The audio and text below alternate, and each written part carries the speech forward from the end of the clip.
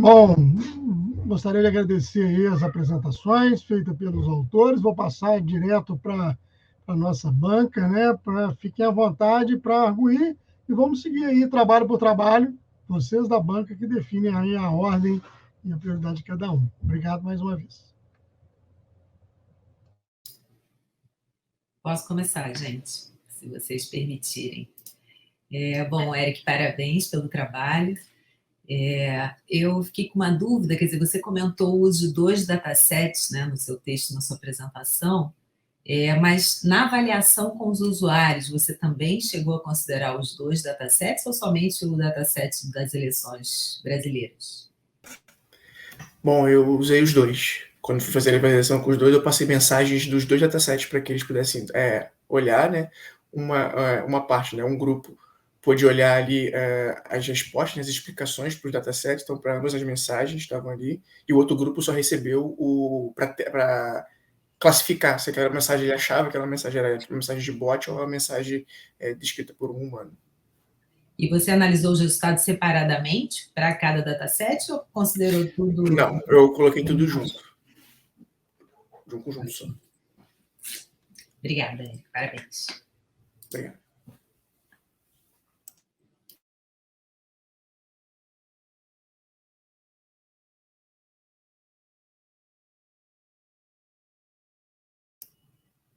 Não estou escutando.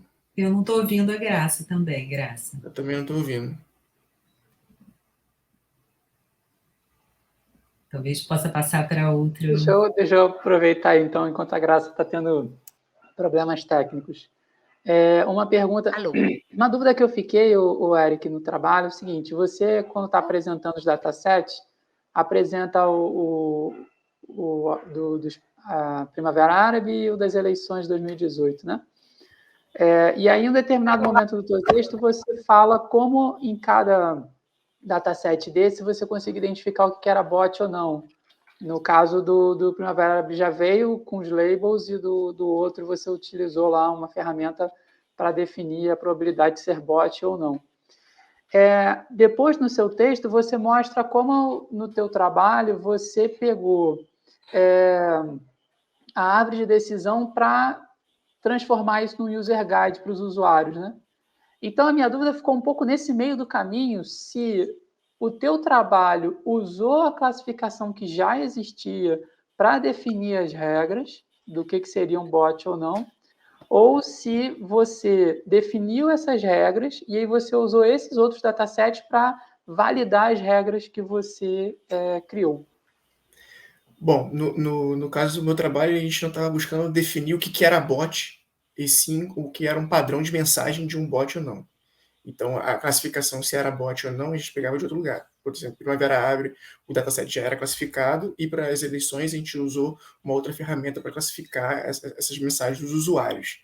Então, o que era bot ou não, a gente já tinha isso classificado. A minha parte foi, pegar os padrões de mensagem, né, como é que o texto era construído ali por um humano e por um bot, e assim construir isso para apresentar para o usuário, né, uma pessoa mesmo. Oi, Su, agora duas perguntas rápidas. Primeira é se vocês chegaram a submeter o projeto para o Comitê de Ética para poder fazer essa pesquisa com seres humanos.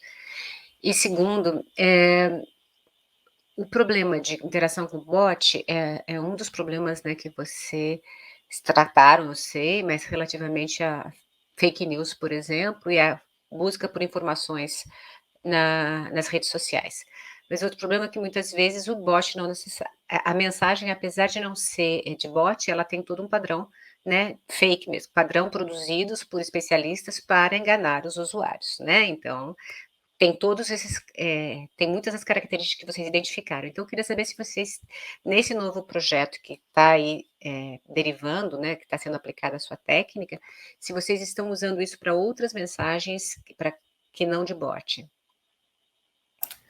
Bom, respondendo a primeira pergunta, a gente não chegou a submeter isso para um conselho de ética, porém todas as pessoas que tiveram participação recebeu ali um formulário, né, antes de começar a participar, dizendo que estava aceitando os termos, que nenhuma informação pessoal foi passada, né, só as respostas mesmo, então nenhum dos formulários ali é possível identificar uma pessoa, porque ela classificou ou não.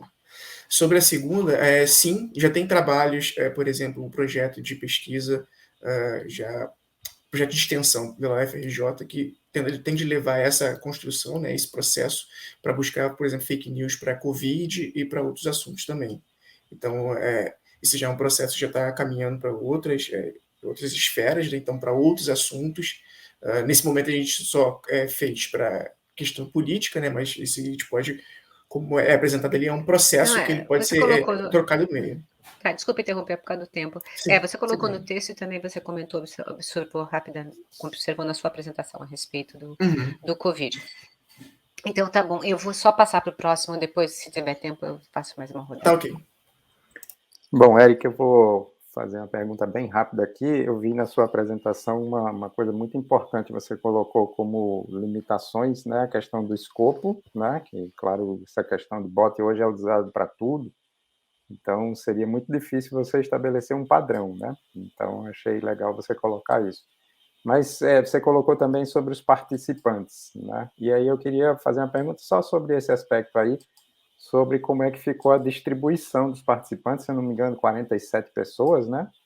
E como é que era a distribuição, assim, tipo, por gênero, por faixa etária, ou coisas desse tipo? É que tinha, inclusive, só para complementar. Só uma ideia aqui para gente. Só para complementar a pergunta, porque eu vi que eram dois grupos, aliás, três, né, mas um de undergrad e outro de high school, outro de universitários, e tinham dois perfis, computação e jornalismo principalmente. Então, se você puder colocar essas informações na resposta para o Carlos Ferraz. Sim, como foi dito, isso foi uma limitação porque a gente não teve tempo hábil para coletar mais pessoas para participar. Então, a gente conseguiu pegar pessoas de terceiro ano médio, né, finalizando ali o ensino médio, mas focado, de novo, em tecnologia, pegando também o pessoal de jornalismo, de comunicação, mas, assim, o tempo era muito pequeno para a gente conseguir bastante pessoa, mais gente de várias áreas. Então, a limitação nesse caso é porque a gente estava pegando... por exemplo, em high school, a galera ainda já estava ligada à tecnologia, então já tinha um viés que o pessoal já conseguia acompanhar. A minha ideia era, de alguma forma, conseguir pegar pessoas, por exemplo, que não tinham um viés tanto levado para a tecnologia, para ver como seria a outra percepção deles. Né? A gente pegou também o pessoal de comunicação e jornalismo, mas, de novo, já são pessoas, podemos dizer assim, com um conhecimento mais elevado. Né? A ideia desse caso é conseguir alcançar uma grande parte da população, sendo ela graduada ou não, tendo muito estudo ou não, para a gente conseguir ver como é que esse estudo estaria sendo traçado ali, se a gente conseguiria estar alcançando boa parte das pessoas, se não, como é que a gente poderia fazer isso, né? Porque o Media Literacy veio justamente para isso, você tentar ensinar a pessoa, né, para que ela seja alfabetizada, né, nas mídias, e que elas possam ver ali como elas vão se relacionar com isso. Então, seria interessante que a gente conseguisse pegar um maior grupo de pessoas, mas por conta do tempo a gente conseguiu. Essa foi uma das limitações do trabalho.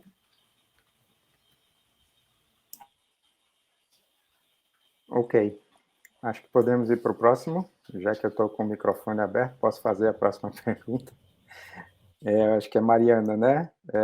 Mariana, também uma pergunta bem rápida aqui. Você até falou da questão das bases, né? Que vocês acabaram utilizando só as bases americanas, que seria interessante como trabalhos futuros outros. Mas mesmo pegando as bases americanas, né? Sendo um país muito grande e diversificado, dá uma ideia para a gente aqui que gêneros de música vocês levaram em conta, quantos gêneros, né? Tipo, desde a música clássica até a música country ou rock ou coisas desse tipo. Quer dizer, foi bem diversificado o estudo, mesmo sendo só nas bases americanas? Obrigada pela pergunta. Essa é uma ótima pergunta, porque esse trabalho, né, como eu falei, ele foi bem produtivo e gerou novas publicações, né? A gente até publicou em uma conferência voltada para a música, com um trabalho realmente voltado para gêneros, porque nesse trabalho, né, na minha dissertação, a gente, de fato, nós começamos a nossa coleta, né, pelo Hot 100, né, da Billboard. Então, ali a gente não tem a distinção dos gêneros, né, das músicas que fazem parte ali do chart, né, mas provavelmente, né, por ser o principal chart, ele provavelmente a gente vai ver ali muito mais gêneros do pop, né, rap, hip hop. Então, a gente não fez essa distinção de gêneros nesse trabalho, mas nos outros trabalhos que né, o nosso grupo de pesquisa a gente realizou, nós focamos um pouquinho mais nos gêneros e realmente essa ideia de regionalismo e de gêneros faz todo sentido e é um grande impacto. Então, realmente foi uma limitação aí do nosso dataset nesse trabalho de dissertação. Olá, Mariana, parabéns pelo trabalho, bem interessante também o tema.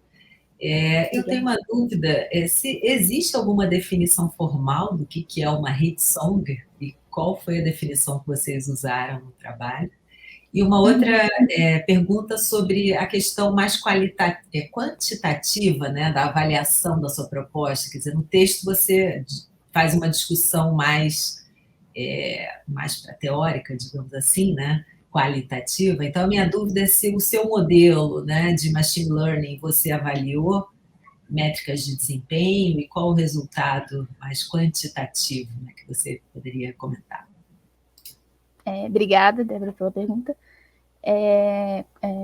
Começando pela primeira, se você puder voltar um pouquinho da primeira pergunta. Existe uma definição mais clara, mais exata, o que é uma hit song? O que você considera como sendo uma hit song? De fato, não existe, tá, uma definição clara, né, porque, bom, o sucesso é um conceito muito subjetivo, né, então, o que a gente fez no começo do trabalho, né, porque o trabalho ele foi dividido em 3 partes, no começo do trabalho nós definimos um artista de sucesso, aquele artista que possui um alto nível de popularidade, né, um score de popularidade e também de número de seguidores. E em relação às músicas, o que a gente definiu ser um hit e um não hit é exatamente fazer parte, estar ali, estar presente no chart da Billboard, né? Porque nessa parte da predição da música, a gente coletou tantos esses hits que a gente considerou, né, fazendo parte do chart, quanto os não hits, que seriam exatamente as músicas que não apareceram na Billboard Hot 100. Então, essa foi a nossa definição de sucesso, né? E respondendo um pouco mais sobre a parte de avaliação quantitativa, né, a gente fez sim, né, mas essa pergunta é muito boa, porque a gente está enfrentando um pouquinho de resistência, né, nessa última parte que a gente está tentando publicar, porque se você pega essa terceira parte do trabalho individualmente, né, eu acho que o objetivo principal do trabalho, ele acaba mudando de foco, né, porque nosso objetivo principal era realmente ver a importância da colaboração, né, dentro do contexto do sucesso musical. E quando você pega a terceira parte individualmente, ele muda para a questão do modelo, né? Tipo, se o modelo é bom, se o modelo conseguiu prever. Então, eu até falo na dissertação, né? A gente chega até não comparar com outros modelos existentes na literatura, porque esse não é o objetivo, né, principal. O objetivo era realmente ver se a feature que a gente gerou, né, sobre as colaborações musicais, elas têm um grande impacto em prever ali o sucesso musical ou não, né? Então, enfim, a gente faz toda essa análise experimental, sim, tem toda uma sessão, né, separada para isso na dissertação, tanto para as 2 tarefas, né, de classificação binária e de posicionamento, né, da música no ranking. Mas, de novo, né, o objetivo principal era realmente verificar, né, se essas features que a gente gerou, de colaboração, elas têm um impacto grande na predição da música.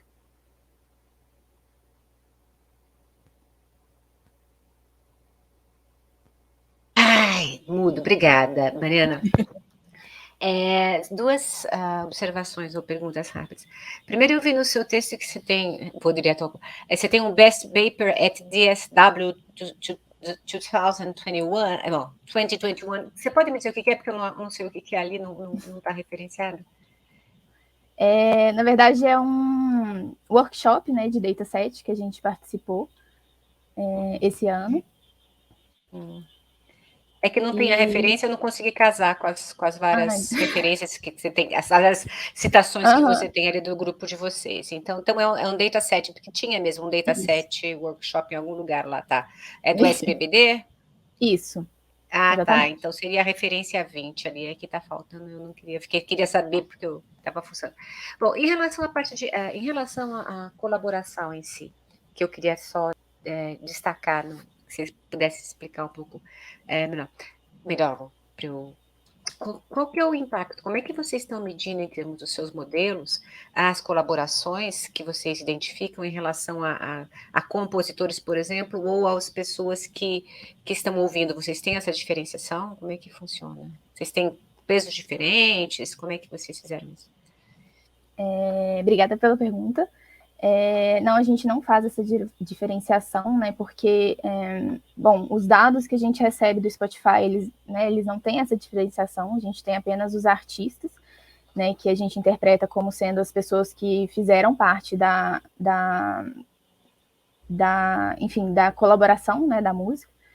E o que a gente chama de features de colaboração é exatamente as métricas topológicas que a gente extrai das redes que a gente gera, né? Então, a gente gera ali as redes de colaboração dessas músicas de sucesso e extrai, né, as métricas topológicas de rede e também faz, né, a primeira parte do trabalho é exatamente fazer essa tradução dessas métricas e tentar gerar os perfis de colaboração desses artistas para a gente também usar essa informação do perfil, né? Por exemplo, se é um perfil diverso, né, que são os artistas que colaboram bastante, colaboram com gêneros diferentes, né, pessoas diferentes, e nós temos o perfil regular, que é inclusive o perfil que tem mais artistas, e é aquela pessoa que não colabora tanto assim, mas também não colabora de jeito nenhum, né? E tem o terceiro perfil, que é o perfil ausente, que são, né, que geralmente é mais composto por bandas, que são aquelas pessoas que realmente não colaboram de maneira nenhuma, né? Então a gente usa essas informações extraídas da rede como as nossas features de colaboração no modelo de predição. Mas é uma curiosidade, tá?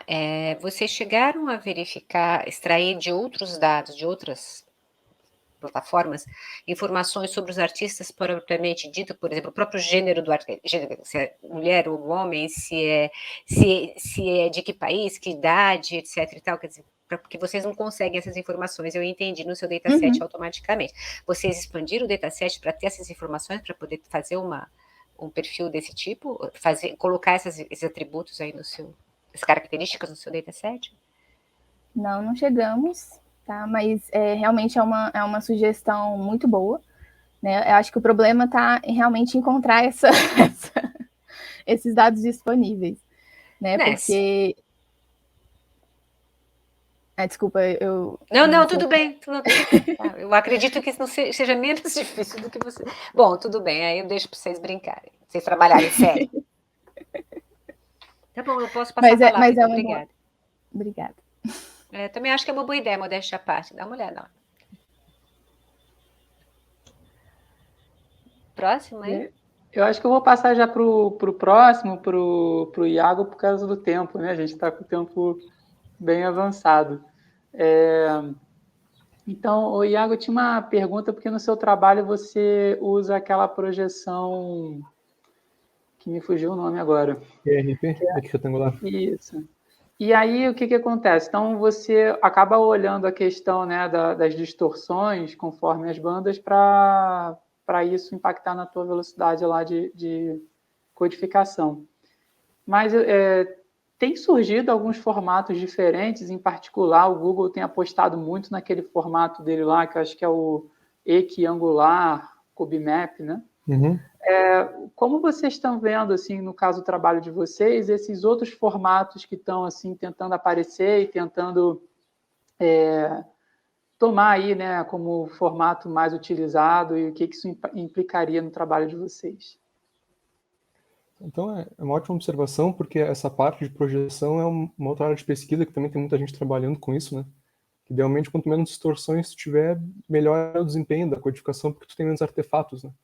Então, eu estou consciente dessa projeção que você mencionou do Google, que é o CubeMap equiangular, e eu acho que, assim, no momento, como eu falei no meu trabalho, né, equiretangular ainda é a mais utilizada. Então, hoje, a maioria dos vídeos que são transmitidos dessa forma são com equiretangular. Então, o meu trabalho, atualmente, ele poderia impactar para facilitar a divulgação desse tipo de conteúdo e reduzir o consumo energético de tempo. Mas, assim, num futuro próximo, talvez 2, 3 anos, não sei, porque às vezes demora um pouco para ter adoção das tecnologias, né? Aí eu acredito que sim, deveria ser reavaliado para ver quais que são os impactos dessa projeção do Google, a CubeMap e Equiangular, ou várias outras, né? Porque cada ano tem alguém propondo alguma diferente. Então, assim, no futuro seria necessário novas adaptações que levassem em consideração outros artefatos, outras distorções causadas por outras formas geométricas que fossem utilizadas na projeção. Olá, Iago, parabéns pelo trabalho, achei bem interessante e desafiador aí para uma dissertação de mestrado, então parabéns aí a você e seus orientadores. Fiquei com algumas curiosidades, quer dizer, você propõe suas técnicas, né, para predição intra e predição inter, e avalia esse conjunto de técnicas também separadamente. Acredito que seja possível combiná-las, e aí, nesse caso, os seus resultados seriam melhores ainda na codificação? Sim, na verdade, eu até cheguei a fazer as avaliações considerando os dois conjuntos de técnicas habilitados simultaneamente, só que nesse trabalho, tanto na minha dissertação quanto no resumo aqui para o WebMedia, né, foi avaliado de forma independente, porque quando a gente usa a predição intra, só a predição intra, por exemplo, tem um perfil de codificação, que é o que eles usam para fazer o processamento de vídeo nos estúdios, né, antes de divulgar para o público, que eles usam só a predição intra para ter uma independência total entre os quadros. Tu pode decodificar qualquer quadro sem depender de quadros anteriores, né? Enquanto que a predição inter é utilizada usando dependências temporais. Então, quando a gente considera predição intra e predição inter ao mesmo tempo, habilitadas simultaneamente, o tempo da intra ele é muito pequeno. Então, mesmo diminuindo, por exemplo, 20% o tempo da predição intra, como a inter ela representa uma fatia muito maior do tempo total, absoluto, né?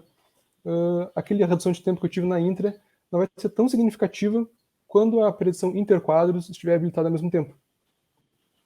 Então, é possível habilitar as duas ao mesmo tempo, mas eu não habilitei nas avaliações, porque, no caso, aquela avaliação só com a intra seria para um caso onde está usando uma codificação só com a predição intra, como o caso dos estúdios, né, as empresas de pós-produção de mídia, e aqueles algoritmos para predição inter seriam mais aptos para uma distribuição mais geral, assim, tipo um YouTube ou uma Netflix, por exemplo.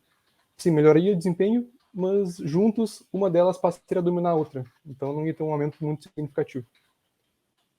Acho que ficou claro. Perfeito. Sim, claro. E uma outra pergunta sobre o tamanho dessa base de vídeos que você usou para fazer a sua avaliação.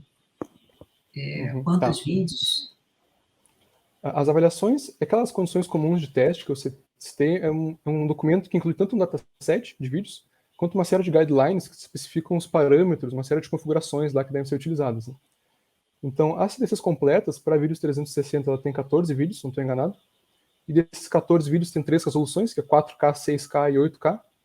E como eu tenho aquele dataset, eu precisava trabalhar em cima dele, porque como eu estou lidando com padrão, eu não posso pegar qualquer vídeo e fazer os testes, porque eu não vou poder comparar os meus resultados com outros trabalhos da literatura que estão trabalhando no mesmo padrão, né? Então eu peguei 4 desses vídeos do dataset para fazer as avaliações, para extrair aquelas estatísticas que eu mostrei na primeira metade do trabalho, e depois eu juntei esses 4 com os outros que já estavam lá, então um total de 12 vídeos, para medir a performance. E para os vídeos convencionais é a mesma coisa, é um documento à parte, porque é outro tipo de mídia, né? Mas também lá tem um pouco mais, acho que são 18 vídeos, e essas resoluções são um pouco menores, porque tem um ângulo de visão menor, então as resoluções dos vídeos são menores também. E por causa dos vídeos convencionais, eu peguei 4 vídeos para fazer a avaliação, todos com a mesma resolução, porque a resolução mais alta disponível que eu tinha para vídeos convencionais era menor do que a dos vídeos 360, então eu peguei 4 da resolução maior para chegar o mais próximo possível. E aí eu não usei os demais vídeos para avaliação porque eu achei que não era necessário no momento, como era uma avaliação preliminar, não ia propor técnicas para vídeos convencionais. Aqueles vídeos eram mais uma espécie de um baseline, assim, para me guiar o que é referência e o que eu estou observando aqui de anormal para vídeos imersivos.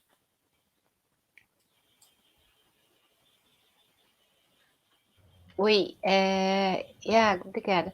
Rapidinho, é uma pergunta ampla. Primeira, você chegou a submeter o seu trabalho para o Webmedia? E eu vi que você... Não? Então, tá joia. Eu vi que suas várias publicações, elas estão focadas, uma hora em Intra, outra em Inter. Então, eu queria só que você colocasse para mim ali o que é o foco de cada uma delas, por favor. Eu não havia submetido... Palavra-chave só. Tá, só um pouquinho, deixa eu ver aqui na lista que eu enviei. Então, uma delas, que é eu posso dizer o nome das conferências, dos periódicos, talvez? Uhum. Aquele no TCS-VT, que seria assim, a conferência mais relevante que eu tive, que é um Qualis A1, periódico da I3E, são as 3 técnicas para predição inter, todas combinadas ao mesmo tempo, que eu tive os melhores resultados. Teve uma publicação na JICS, que é o Journal of Integrated Circuits and Systems, que foi toda a parte de avaliação para a predição intra, quadro, então.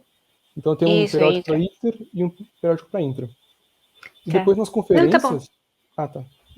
Tá joia, obrigada. Eu só queria ver, porque tem o intra, e eu estava tentando me achar aí no meio dessas contribuições. Obrigada. Próximo. Bom, pela hora, eu queria só parabenizar todo mundo. Acho que as perguntas foram todas feitas aí e vou liberar, então, para Humberto e Dionice. Obrigado. Muito obrigado, meus colegas aqui, por fazer essa pergunta. Acho que isso enriquece bem os trabalhos. A gente teve uma apresentação aqui de 6 trabalhos de altíssimo nível, muito impressionado. Queria agradecer de novo aí essa possibilidade de estar aqui. E eu vou passar a palavra aí para a Dionice para ela fazer um encerramento desse CTD. Maravilha, muito obrigada, Humberto. Bom, queria mais uma vez agradecer à banca avaliadora pelas excelentes contribuições e questionamentos. Agradecer a todos os autores, né? Então, vocês chegaram a essa etapa final do concurso, vocês têm excelentes trabalhos, né? Infelizmente, a gente vai ter que escolher o campeão, né? Mas todos vocês estão sendo brindados aí, sintam-se premiados. Todos os trabalhos são excelentes, com várias contribuições para o cenário brasileiro, para a vida real, com contribuições científicas e tecnológicas. Então, o resultado final vai ser anunciado no encerramento do Webmedia, tá? Então, aguardamos vocês lá. E, mais uma vez, obrigada a todos, principalmente a plateia que está nos assistindo até agora. Então, até a próxima. Obrigada.